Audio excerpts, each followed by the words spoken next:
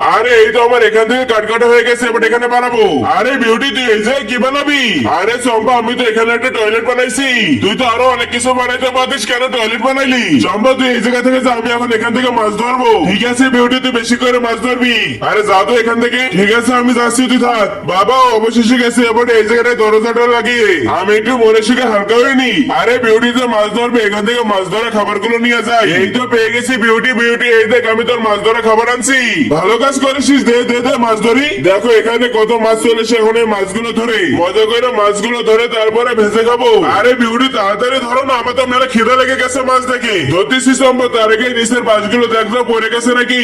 আচ্ছা বিউটি আমি এখন এই চেয়ারের উপরে ভুটো দেখতেছি, আরে সর্বনাশ করেছে, আমি তো পড়ে গেলাম। আরে সম্ভব তুই কিভাবে বলি, তুই ঠিক আছিস তো? আরে এই দেখ সম্ভব আমি মাছও তো ধরে ফেলেছি, তুই মাছগুলো তাড়াতাড়ি ভাজি করে আমাকে দে। আচ্ছা আমি বিউটিরে দেবো না, আমি সে কখন ধরে অপেক্ষা করতেছি মাছগুলো খাওয়ার জন্য। আমি তো ওরে দেবো না, আমি তখন এই মাছগুলো একা একা খাবো।